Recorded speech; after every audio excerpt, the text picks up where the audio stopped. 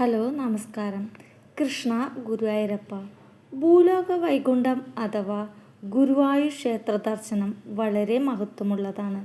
ശ്രേഷ്ഠാവായും രക്ഷിതാവായും ഭക്തർക്ക് അഭയവും ആശ്രയവുമായി ആനന്ദമൂർത്തിയായ ഉണ്ണിക്കണ്ണൻ അവിടെ വിളങ്ങുന്നു. ഗുരുവായൂരപ്പൻ്റെ ദർശന പുണ്യം ലഭിക്കുക എന്നത് ജന്മാന്തര സുകൃതമാണ്. നിർമ്മല്യ ദർശനം മുതൽ തൃപ്പുക വരെയുള്ള സമയങ്ങളിൽ ഭഗവാൻ വിവിധ ഭാഗങ്ങളിലാണ് ദർശനം നൽകുന്നത്. കുറൂരമ്മയുടെ തീവ്ര ഭക്തിയിൽ പ്രസാദിച്ച ഭഗവാൻ ഒരു ബാലൻ്റെ വേഷത്തിൽ അവരുടെ മനയിലെത്തി കൂടെ താമസിക്കുകയും പിന്നീട് കുറൂരമ്മ ഭഗവാനോട് തൻ്റെ കൂടെ കൊണ്ടുപോകാൻ അപേക്ഷിച്ച പ്രകാരം ഭൗതിക ശരീരം പോലും അവശേഷിപ്പിക്കാതെ അവർ ഭഗവാനിൽ ലയിച്ചു എന്നതാണ് ഐതിഹ്യം. കുറൂരമ്മയുടെ ജീവിതം ഭക്തർക്ക് നൽകുന്ന വലിയ പാഠം. നിഷ്കളങ്കമായ സ്നേഹത്തിലൂടെ ഭഗവാനെ സ്വന്തമാക്കാം എന്നുള്ളതാണ് ഈ ശ്ലോകം.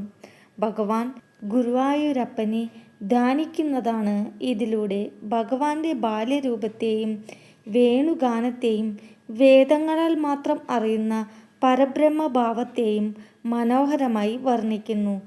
ഈ വരികൾ ജപിക്കുന്നത് മനസ്സിന് ശാന്തി നൽകാനും ഭഗവത് സാന്നിധ്യം അനുഭവിക്കാനും സാധിക്കുന്നു.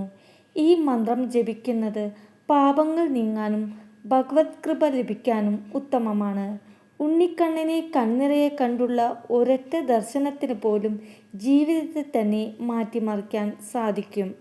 നാരായണീയത്തിലെ പ്രശസ്തമായ വരികളാണ് ഇത്.